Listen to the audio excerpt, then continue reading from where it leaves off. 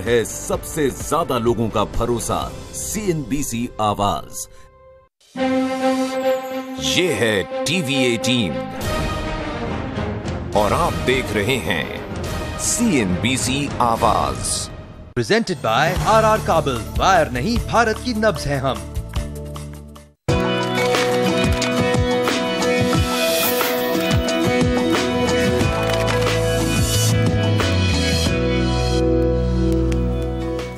नमस्कार, India real estate guide special में आपका बहुत बहुत स्वागत है। आपके साथ मैं हूं विपिन भट्ट। और ऐसा शायद ही कोई हफ्ता जाता हो जब रियल एस्टेट में कुछ नया ना होता हो या कुछ ऐसा ना होता हो जिसके बारे में बातचीत ना की जा सके। और हाल ही में अगर हम आप लोगों के हिसाब से, घर खरीदारों के हिसाब से देखें तो जो होम लोन है उसमें लगातार बैंकों के अनाउंसमेंट आए जहां पर उन्होंने कटौती की है। इससे पहले RBI ने अपना रेपो रेट कम किया था और फिर अब हम देख रहे हैं बैंकों की तरफ से एक्शन होता हुआ। तो कुल मिलाकर आपकी जो होम लोन की EMI है वो जरूर नीचे आ गई है। कितनी आई है, सफिशिएंट आई है, ये अलग बात है। आगे कितनी आ सकती है, ये एक और प्रश्न होगा। और साथ में हम देख रहे हैं कि बाजार में इस वक्त ढेरों ऑफर हैं। थोड़ा बहाना ये भी मिल जाता है कि गुड़ी पड़वा आ गई, कि अक्षय तृतीया आ गई, तो यहां पर ऑफर्स और ज्यादा बढ़ जाते हैं। तो अब इन दोनों का कॉम्बो क्या आपको प्रेरित कर पाएगा कि आप जाके अपने घर की खरीदारी का जो डिसीजन आपने बहुत लंबे समय से टाल रखा था या आप नहीं ले पा रहे थे, क्या वो वक्त आ गया या अभी भी रुकना होगा? तो ये एक बहुत बड़ा सवाल होता है, यक्ष प्रश्न होता है, जिसका उत्तर हम हर बार खोजने की कोशिश करते हैं। आज भी करेंगे। और आज इसमें हमारा साथ देने के लिए एक बार फिर एक बड़ा एक्सपर्ट पैनल हमारे साथ है। मेरे साथ मुंबई में स्टूडियो में मौजूद है हमारे रियल एस्टेट एक्सपर्ट और प्रॉपर्टी गुरु अरविंद नंदन साहब। दिल्ली से हमारे साथ जुड़ रहे हैं ओमेक्स के CEO मोहित गोयल साहब। और साथ में हमारे एक और एक्सपर्ट लाइसेंस फॉर आस्क के MD पंकज कपूर साहब, जो आज हमारे साथ लखनऊ से मौजूद है, नहीं तो वो आपको मुंबई स्टूडियो में ही दिखाई देते हैं। आप सबका बहुत बहुत स्वागत है। तो शुरुआत मुंबई से ही कर लेता हूं। अरविंद जी, हम जैसे लगातार बात करते आ रहे हैं, मैंने कहा यक्ष प्रश्न भी है ये। अब जबकि वाकई में हमने देखा है कि बैंक लोन या आपके होम लोन नीचे आ गए, शुरुआत हो गई है। किसी ने 25 बेसिस पॉइंट, किसी ने 20, 15, अपने अपने हिसाब से सबने कम किए हैं। आपकी EMI में 500 से लेकर 2000 रुपए तक का फर्क आ रहा है। ऑफर्स तो बाजार में लगातार मौजूद हैं, हर तरीके की स्कीम्स हैं। ऐसे में लगता है आपको कि अब कुछ मूड बनेगा खरीदारी का? देखिए, मूड बनने की तैयारियां तो हो चुकी हैं। मुझे याद आता है हमने कुछ समय पहले एक चर्चा की थी कि क्या ये बाजार उस तरफ जा रहा है जहां पर एक ब्रेकिंग पॉइंट आ जाएगा, आना चाहिए, राइट। और अब धीरे धीरे हम ये देख रहे हैं कि जैसे आपने 2 पॉइंट्स हाईलाइट किए कि एक तरफ तो ऑफर्स आ रहे हैं डेवलपर्स की तरफ से जो पहले भी थे, और अब EMI की रेट कम हो रही है। देखिए, 3 पहलू होते हैं बाजार के, हमने पहले भी चर्चा की है। एक तो वो है जो सप्लाई साइड है, एक वो है जो एनेबलर साइड है, और तीसरा है डिमांड साइड है। अब डिमांड साइड को लुभाने की सारी तैयारियां तो की जा चुकी हैं, लेकिन डिमांड साइड में एक इनहेरेंट पुश फैक्टर भी होता है। वो भी मेरे ख्याल से आने वाले कुछ समय में तैयार हो जाएगा। उसकी सबसे जो सबसे अहम पहलू होता है उसका ये है कि इन्वेस्टर का कॉन्फिडेंस कितना है, आज का नहीं बल्कि आने वाले कुछ वर्षों तक के लिए। अब धीरे धीरे इकोनॉमी जब स्टेबल हो रही है, ग्रोथ रेट अच्छी आने की उम्मीदें दिखाई पड़ रही हैं, होम लोन रेट्स अब लगता है सिंगल डिजिट्स में आ जाएंगे, आ रहे हैं ऑलरेडी। तो ये सारी बातें मिलाकर एक ऐसा माहौल तो तैयार हो रहा है कि आने वाले समय में खरीदार इसको माकूल पाएं। अभी भी मैं समझता हूं थोड़ा वक्त इसलिए बाकी है कि इन्वेस्टर कॉन्फिडेंस अभी पूरी तरह अपने चरम पर नहीं आया।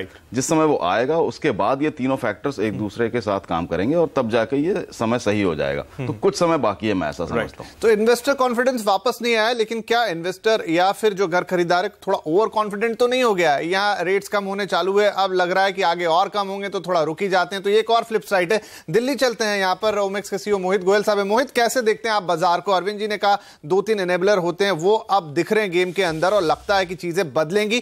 आप मार्केट में बैठे हुए हैं, कंपनी है आपके पास, आपको सेल्स का पूरा आइडिया है। आपकी बैलेंस शीट क्या कह रही है? नहीं, मैं अरविंद जी से एकदम अग्री करूंगा जो भी अभी उन्होंने बात बोली। लेकिन काफी सारी माइक्रो मार्केट्स आज हैं इंडिया में जहां सेल्स की खासकर कभी कोई दिक्कत नहीं आई। पिछले 6 महीने से मैं बात करूं तो अफोर्डेबल सेगमेंट में जो डेवलपर्स काम कर रहे हैं, जिनका टिकट साइज 30 से 40 लाख रुपए कर रहा है, वहां पे सेल्स में ज्यादा दिक्कत नहीं आई है।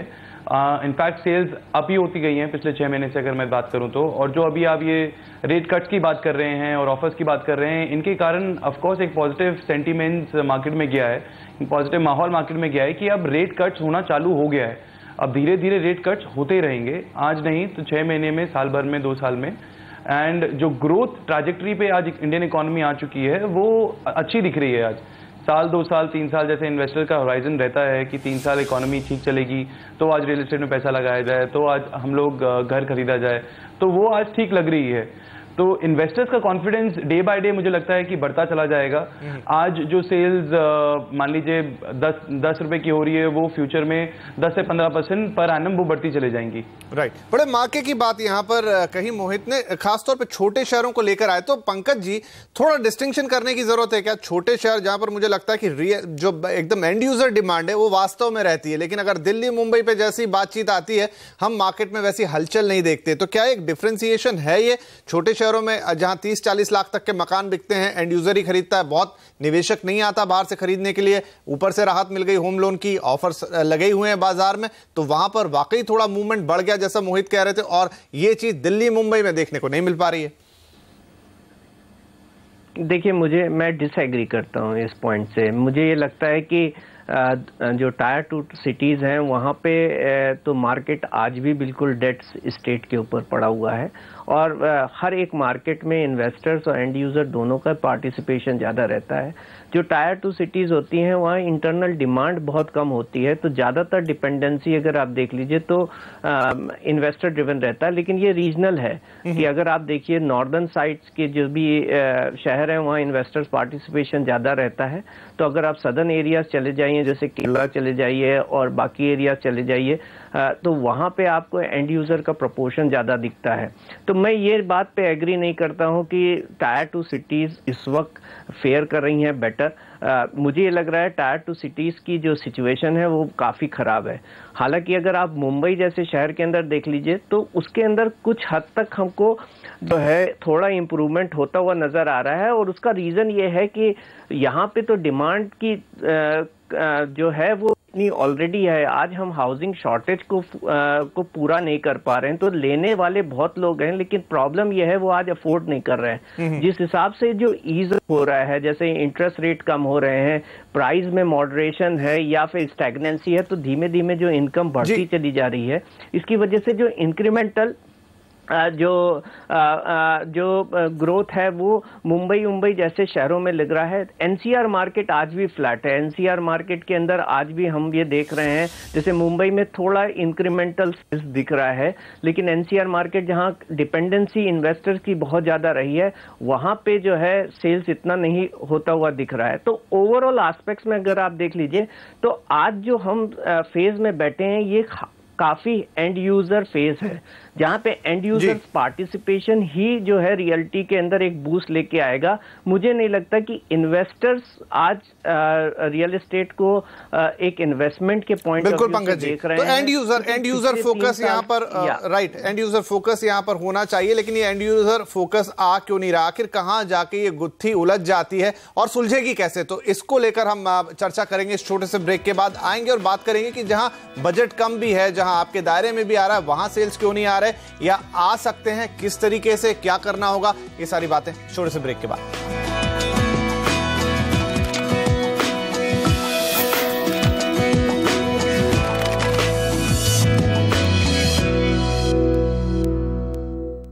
The world has moved beyond air conditioners to life conditioners.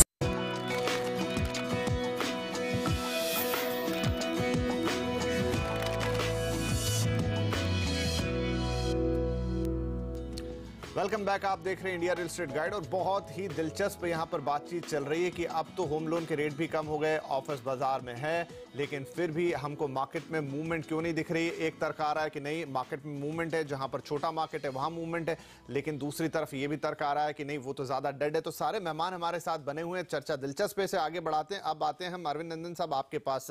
मोहित की भी हमने बात सुनी, पंकज जी की भी हमने बात सुनी। आखिर क्या कारण है? देखिए, अगर छोटे शहर हैं तो क्या वहां ओवर सप्लाई की सिचुएशन बनी हुई है? 30-40 लाख का बजट ऐसा होता है जो तकरीबन छोटा शहर हो बड़ा शहर हो सबके बजट में आ जाता है। तो जब वहां राहत आ रही है तो वहां तो हमको देखना चाहिए कि बिक्री उठे। और दूसरा, आगे मोहित से के पास भी जाएंगे, लेकिन आपसे भी पूछूं कि एनसीआर में तो हर बजट के घर हैं, फिर वहां पर कोई मूवमेंट क्यों है?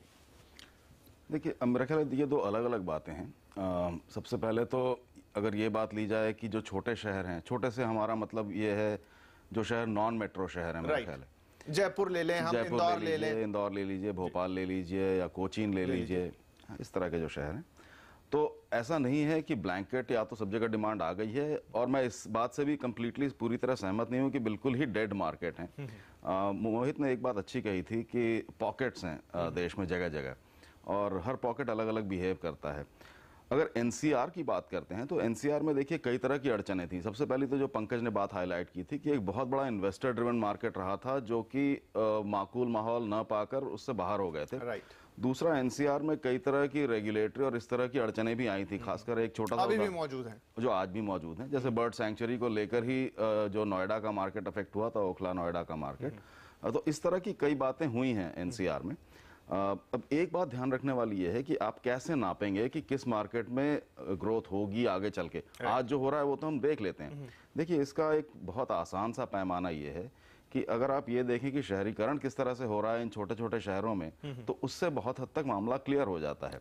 हमने ये देखा है कि पिछले 10-12 साल में इन छोटे शहरों में ग्रोथ रेट जो हुई है पॉपुलेशन की करीब 3.5% पर एनम के हिसाब से हुई है, और यही आगे चलने वाली भी है, इसमें कटौती नहीं होगी। तो जब इतने लोग आपके सालाना शहर में ऐड होंगे तो नेचुरली जो शहर की सीमाएं हैं उसके ऊपर, उसमें जो लैंड है उस पर प्रेशर बढ़ता है, लैंड महंगी होने लगती है, और इसलिए वो 25-30 लाख के घर बनाना मुनासिब नहीं रह जाता। तो ये तब सॉल्व होगा जब आपका वो शहर थोड़ा सा और फैल जाए, धीरे धीरे अलग अलग वेव्स में फैले। जैसे दिल्ली में हमने देखा है कि नोएडा जुड़ा, फिर गुड़गांव जुड़ा, और उसके बाद गाजियाबाद अब जुड़ रहा है, अब सोना तक जुड़ रहा है। जब तक ये फैलाव नहीं आएगा तब तक ये विषम स्थिति बनी रह जाएगी। तो एक ब्लैंकेट मैं जस्टिफिकेशन नहीं देना चाहता कि या तो बिल्कुल मार्केट मारे गए हैं या पूरी तरह उठ जाएंगे। ये बहुत हद तक डिपेंड करता है कि सप्लाई किस तरह से कहाँ कहाँ ऐड होगी, साथ में डिमांड साइड को आप कितना इंसेंटिवाइज करेंगे, जो कि अब हम देख रहे हैं। हमने चर्चा भी कर ली छोटी सी कि इंटरेस्ट रेट आपने बढ़ा दिया है, लोगों को ग्रोथ घटा दिया है, लोगों का कॉन्फिडेंस बढ़ रहा है। जब ये बातें होंगी और तीसरी बात का भी समावेश हो जाएगा, तब जाके ये बैलेंस में आएगा। अदरवाइज ये इसी तरह का इम्बैलेंस दिखता रहेगा, और छोटे छोटे जो पॉकेट्स हैं वहां पर आपको रैंडम वायबिलिटी दिखेगी। मोहित, आपके पास आते हैं। एनसीआर की हम बात कर रहे थे क्योंकि मुंबई और दिल्ली दो मार्केट है जिस पर सबकी निगाह रहती है और पूरा देश शायद इनको देखकर ही ड्राइव होता है। तो एनसीआर की अगर बात करें, जो खास तौर पे पूछने वाली बात है कि बहुत अलग अलग पॉकेट्स हैं। ऐसा जरूरी नहीं कि सब जगह आपको 1 करोड़ के नीचे मकान ही न मिले, जैसी मुंबई में सिचुएशन बन जाती है। जमीन आपके पास ज्यादा है, फिर भी वहां के मार्केट में एक डलनेस क्यों दिखाई देती है, और इतना ज्यादा इन्वेस्टर ड्रिवन क्यों? आखिर एंड यूजर कब आएंगे? देखिए, मैं एक आपको ओवरऑल बात बताना चाहता हूं रियल एस्टेट के बारे में कि आप रियल एस्टेट को पिछले 4-5 साल से कंपेयर ना करें। जब रियल एस्टेट में बूम आया था 2003 से 2007 का, तब हर कोई बेच रहा था, कोई भी डेवलपर आके बेच रहा था। आज मार्केट मैच्योर हो चुकी है, आज इंडस्ट्री मैच्योर हो चुकी है। तो आज की डेट में जो मैच्योर प्लेयर्स हैं आज वही माल बेच पा रहे हैं। कोई टॉम डिक हैरी इंडस्ट्री में आज एंटर करके माल नहीं बेच पा रहा है। कोई भी इंसान आज कंपनी खोल के आज माल नहीं बेच पा रहा है। तो आप वो दिन तो भूल जाइए, वो दिन कभी नहीं आने वाले हैं, तो उससे कंपेयर ना कीजिए। तो जो मैं टियर 2 टियर 3 सिटीज की मैंने बात की थी, वहां पे मेरे को आज भी एक्चुअल एंड यूजर डिमांड दिखती है।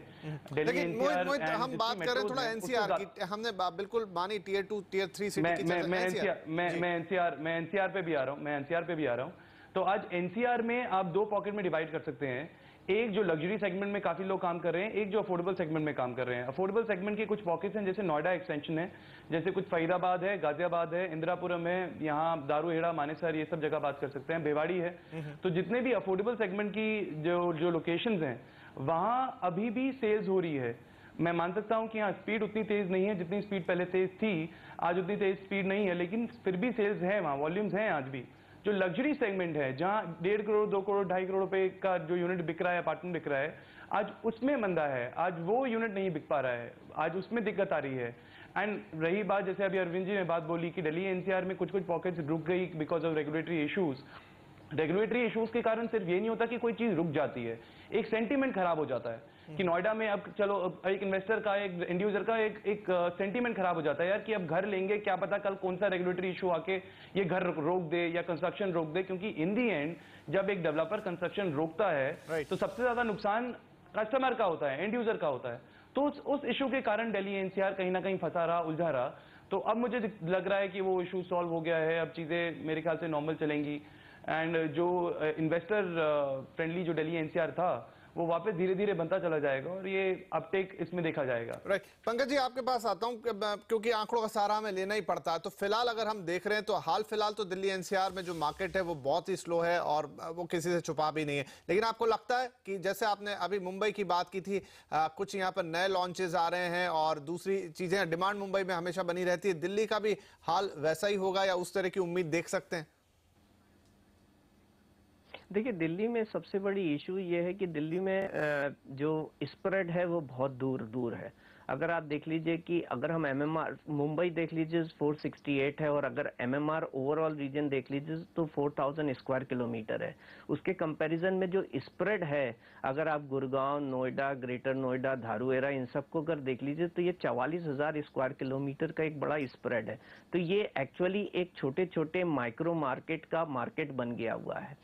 लेकिन इसके अंदर भी क्या हुआ है कि हर एक, जैसे गुड़गांव है, गुड़गांव आज जो बसा है वो सिग्नेचर टावर से 6.5 किलोमीटर पे बसा हुआ है। अगर आप नोएडा देख लीजिए तो नोएडा भी जो आबादी एरिया है वो आबादी एरिया सेक्टर 8 से लेकर के अगर 6.5 किलोमीटर के एक सर्किल देख लीजिए तो उसके अंदर है। लेकिन जो प्रॉपर्टी आज आ रही हैं और जो अफोर्डेबल सेगमेंट की जो हम बात कर रहे हैं, ये वो एरिया है जहां हैबिटेशन है नहीं, और हैबिटेशन आप लेके नहीं आ सकते बड़ी इमीडिएटली, क्योंकि हमारे पास बहुत बड़ी लैंड पार्सल है। तो मुझे ये लग रहा है कि यहाँ पे स्पार्शल इम्फिजिबिलिटीज है एनसीआर मार्केट के अंदर।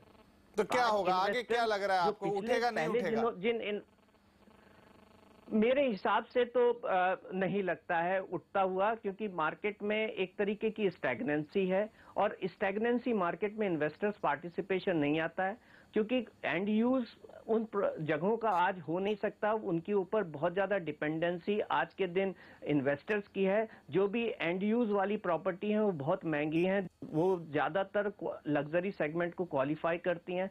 तो जो अफोर्डेबल सेगमेंट है वो जब तक लिवेबल नहीं होगा, मुझे नहीं लगता है कि एंड यूजर मार्केट आने वाला है। और क्योंकि इन्वेस्टर मार्केट एंड यूज नहीं होने वाला है तो इन्वेस्टर को दिखता नहीं है कि आज वो एग्जिट पा सकता है, एक प्रॉफिटेबल एग्जिट पा सकता है। तो मुझे नहीं लगता कि एनसीआर मार्केट के अंदर एक्सुबरेंस मुझे होती हुई दिखेगी अगेन, जो 2003 से 2007 के बीच में। चलिए, तो फिर एंड यूजर क्या करे, वो कहां जाए और कौन सा घर खरीदे, और अभी भी रुके या ना रुके, बहुत कंफ्यूजन हो गया है। तो इस कंफ्यूजन को सुलझाने की कोशिश करते हैं इस छोटे से ब्रेक के बाद।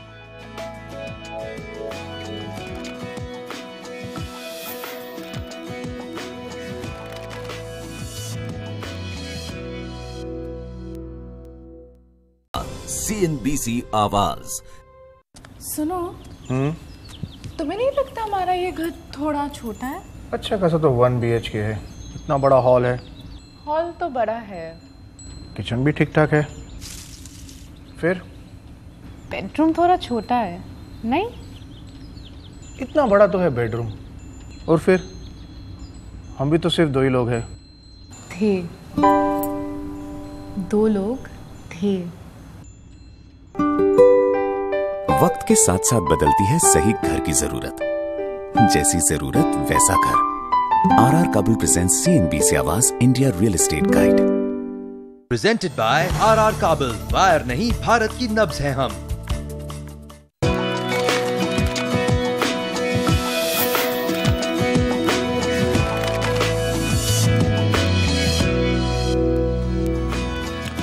ब्रेक के बाद आपका एक बार फिर स्वागत है। बात हो रही है यहाँ की घर खरीदने का, क्या ये सही वक्त है? मार्केट एनालिसिस भी हमने कर लिया, बात कर ली दिल्ली मुंबई जैसे बड़े मार्केट्स की, जहां से काफी इंडिकेशन आते हैं दूसरे मार्केट्स के लिए। थोड़ी सी चर्चा माइक्रो मार्केट की भी हो गई, छोटे शहरों की भी हो गई। लेकिन अब अगर आप घर लेना चाहते हैं तो क्या करें, जिस प्रश्न को हमने सबसे शुरू में उठाया था। अरविंद जी, रेट कम हो गए, ऑफर्स भी बाजार में बहुत सारे हैं, अब कितने फायदे के हैं कितने नहीं है अलग बात होते हैं। लेकिन फिर ये हो जाता है कि जब एक बार रेट कट का सिलसिला शुरू हो गया तो लोगों को लगने लगता है कि अभी और होगा, अभी और होगा। आमतौर पे न्यूज में देखते हैं, टीवी में देखते हैं, पेपर में पढ़ते हैं। पर इस डिलेमा से बाहर कैसे निकले, ये डिसीजन मेकिंग कैसे की जाए कि अभी या फिर बाद में? ये प्रश्न सबके सामने होता है और इसका उत्तर मेरे ख्याल से बहुत मुश्किल नहीं होता है विपिन जी। किसी चीज़ के होने के इंतज़ार में आज का फैसला टाल देना मेरा ख्याल है बहुत होशियारी की बात नहीं है। अगर आज रेट ऐसी जगह आ गए हैं जहां पर आपकी जो अपनी फंड की जो पोजीशन है वो मेल खाती है मार्केट के साथ, तो आप इस चक्कर में ना रुके रहें कि शायद और कम हो जाएगा तो और अच्छे मुनासिब दामों पर या बढ़िया रेट्स पर मिल जाएगा, हो सकता है तब तक उस प्रॉपर्टी का दाम बढ़ जाए। इतने सारे फैक्टर्स होते हैं कि आप सिर्फ एक रेट के दम पर बैठे नहीं रह सकते। एक बायर को, खासकर एंड यूजर को, लेकिन अरविंद जी यहाँ दिक्कत यही कि शायद दाम थोड़े से ज्यादा हैं, लोगों की रीच से बाहर निकल गए, तो वो चाहते हैं जितना ज्यादा रिलीफ मिल सके उतनी उम्मीद कर रहे हैं, तो शायद इसलिए थोड़ा सा रुक जाते हैं। नहीं, ये बात वाजिब है। मेरा कहना ये है कि मान लीजिए कि आपके पास 50 लाख का बजट है, एक हाइपोथेटिकल सिचुएशन ले रहा हूँ, और ऐसी कुछ प्रॉपर्टीज हैं जो कि पहले आपकी क्षमता में नहीं थी, शायद रेट्स बहुत ज्यादा थे, इस वजह से आपको 30 लाख का लोन लेना था, 20 लाख आप अफोर्ड कर सकते हैं। लेकिन अब अगर लगता है कि रेट ऐसी जगह आ गए हैं जहां से कुछ 50 लाख की प्रॉपर्टीज, जिनमें से कुछ आपको पसंद हैं, आपकी रेंज में हैं, तो आप, मेरा ख्याल है, उस पर एक्शन लेना शुरू करिए। सिर्फ इस इंतजार में ना बैठे कि आगे जाके शायद और कम हो जाएगा तो और अच्छे रेट्स में और ज्यादा प्रॉपर्टीज मिल जाएंगी। ये भी हो सकता है कि वो जो और प्रॉपर्टीज आप देख रहे हैं जो आज 50 लाख में है, वो कहीं 65 लाख की ना हो जाए, जब दाम अगर इम्बैलेंस से बाहर निकलने लगे। तो प्रॉपर्टी खरीदने का सही वक्त वो होता है जब आप उसको अफोर्ड कर सकते हैं और आपके मन के मुताबिक प्रॉपर्टी मिलती हो जी। बहुत ज्यादा किसी कल्पना लोक में रहना और उसके इंतजार में बैठना अक्सर धोखा दे जाता है। राइट, चलेंगे मोहित के पास, समय बहुत ज्यादा नहीं रह गया आप दोनों से। मोहित, पंकज, संक्षिप्त में जाना चाहूंगा। मोहित, आप क्या कहेंगे कि इस वक्त क्योंकि ऑफर्स भी हैं बाजार में कई तरह के, हम उम्मीद करते हैं दिल्ली एनसीआर में भी उतने ही ऑफर्स हैं जितने हमको मुंबई में दिखाई देते हैं या बाकी शहरों में भी, और इंटरेस्ट रेट भी नीचे आ चुकी है, क्या ये घर खरीदने का सही वक्त है या थोड़ा ठहर जाए तो कुछ मुश्किल नहीं होगी? हालांकि आप एक डेवलपर हैं, आप कहेंगे कि अभी खरीद लो। नहीं, जैसे अरविंद जी ने काफ़ी समझदार बात बोली, मैं बिल्कुल उनसे एग्री करूंगा। घर खरीदने का वक्त वही होता है जब आप रेडी हो, तो मैं बिल्कुल नहीं बोलूँगा कि आप तुरंत जाके आज घर खरीदिए, जब भी आप रेडी हैं। बट इस वक्त घर खरीदने से पहले आप 3-4 फैक्टर्स अपने काफ़ी ध्यान में रखिए। एक तो जिस लोकेशन पे आपको घर खरीदना है, दूसरा जिस डेवलपर से आप घर खरीद रहे हैं, तीसरा सारे जो रेगुलेटरी इश्यूज हैं वो सारी चीज़ें देखते ध्यान रखते हुए आप घर खरीदें। और सही समय है इस वक्त भी घर खरीदने का। आज से 6 महीने पहले भी सही समय था, 6 महीने आज भी सही समय है, 6 महीने बाद भी सही समय रहेगा। नहीं, ये तो फिर थोड़ा और कंफ्यूजन हो जाएगा। फाइनली खैर मैं आता हूं पंकज जी के पास। पंकज जी, आप क्या कहेंगे कि थोड़ा रुक जाने में बेहतरी है या फिर खरीद लेना चाहिए? देखिए, मैं भी बिल्कुल एग्री करता हूं कि कोई भी वक्त खराब नहीं होता। प्राइस आपको बराबर मिले जो आप अफोर्ड कर सकते हैं, और वो जगह ऐसी है जहां आप रह सकते हैं, तो कोई भी वक्त बुरा नहीं है। और यही प्रॉब्लम है कि आप भी बात ही कर रहे हैं कि आज उनके बजट से बाहर है। अगर बजट के बाहर है तो आप खरीद ही नहीं सकते, और आप उसमें फिर और आप ये भी नहीं सोचिए कि आज मैं इस बजट पे नहीं खरीद पा रहा हूं तो मैं दूर जाकर के खरीद लेता हूं, या मैं ऐसे शहर में खरीद लेता हूं जहां पे मैं अफोर्ड कर सका हूं। उससे आपकी जो घर की है रिक्वायरमेंट वो पूरी नहीं होती। आप घर खरीदिए, रहने के लिए घर खरीदिए, और अगर आप ऐसी जगह खरीद रहे हैं जहां से आपकी जो लाइफ अनफोल्ड होती है उसकी सारी चीजें पूरी होती है, आप अपने प्लेस ऑफ वर्क पे जा सकते हैं, आपकी फैमिली सिक्योर है, आपके पास मार्केट है, बाकी सारी सुविधाएं हैं, एक्सेसिबल है, और आपके बजट में अगर वो फिट होती है तो आज भी आप खरीद लीजिए, कभी भी कोई भी वक्त बुरा दिक्कत नहीं है किसी वक्त में। अंतिम 30 सेकंड है मेरे पास। अरविंद जी, आप कुछ कहना चाह रहे हैं? मैं एक छोटी सी बात कहना चाहता हूं, कहीं श्रोता ये कंफ्यूज ना हो जाए कि शुरू में हमने कहा कि थोड़ा रुकना चाहिए और अब कह रहे हैं। देखिए, दो अलग अलग बातें हैं। सबसे पहली बात यह है कि मार्केट में क्या होगा इसका हम अंदाजा लगा रहे थे, और हमारा अंदाजा यह है कि आने वाले कुछ समय के बाद मार्केट में वापस एक्टिविटी दोबारा शुरू होगी।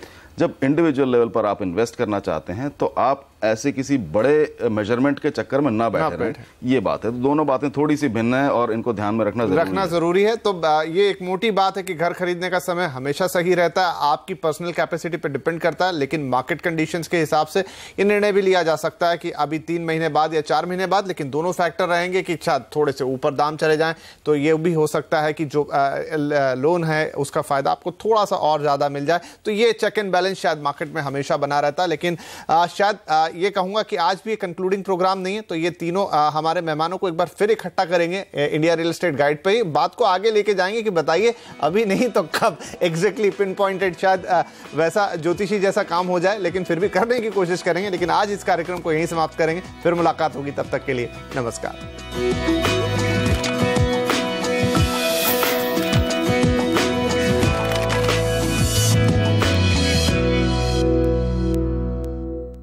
प्रेजेंटेड बाय RR काबल, वायर नहीं भारत की नब्ज है हम। हर रंग में ख्वाबों सी खूबसूरती समाए, देखे जो कोई तो बस देखता ही रह जाए, निगाहें बस तुझ पर थम सी जाएं। Chetmani ornaments Varanasi, royal jewellery from royal culture. Saluting India's best performing healthcare service providers for making healthcare affordable, accessible, available and accountable. ICICI Lombard and CNBC TV18 present the Healthcare Awards. 5 years of being India's most authoritative awards for the